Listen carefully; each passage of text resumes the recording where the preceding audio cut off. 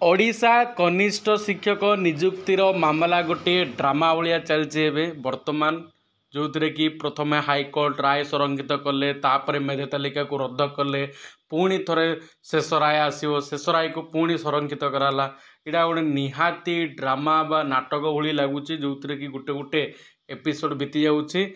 29 तारीख में हाईकोर्टर जो राय आसला से तुम स्पष्ट भाव में कहीदेवाई चाहे जे कौन सबू प्रोसेस होती कौन सब घटना घटी तेणु भिडटी को निहाती शेष पर्यटन देखूँ चैनल को जदि प्रथम थर आस पे तेज चैनल को निहाती सब्सक्राइब करूँ और पाखे बेल आइकन को प्रेस कर दिंतु। देखो 20,000 कनिष्ठ शिक्षक निजुक्ति बद को नहीं हाईकोर्ट में रुजु रिट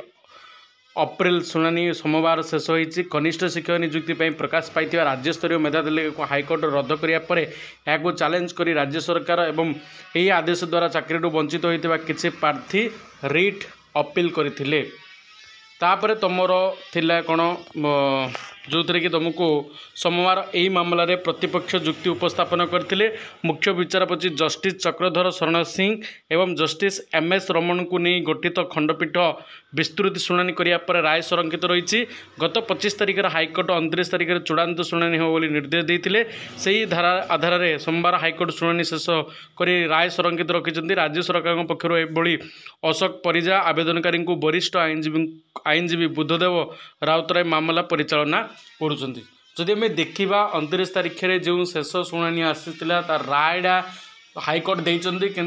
एपर्यंत संरक्षित रखाई कौन प्रकार पब्लिक करा जाए रायडा को जहाँ शुणा मिलूँ 2 सप्ताह पर्यंत राय संरक्षित रखा तापर जा हाईकोर्टर शेष राय समस्त निकट में कौन कर ग्रहण किंतु ए विषय आम जदि अनुध्यान करवा ताहले वर्षे गोटे प्रक्रिया लगला गोटे जॉइनिंग प्रक्रिया करने पदवी को पूरण करने जूनियर टीचर ओडिशा सरकार सबू क्षेत्र में एपली कहीं अनियमित देखा जाऊँगी सीटा बहुत बड़ प्रश्न तुम मैंने जदि मो कथार एकमत ताहले निहाती वीडियोटी को लाइक करिवो और चैनल को सब्सक्राइब करके पाखर बेल आइकन को प्रेस करिवो।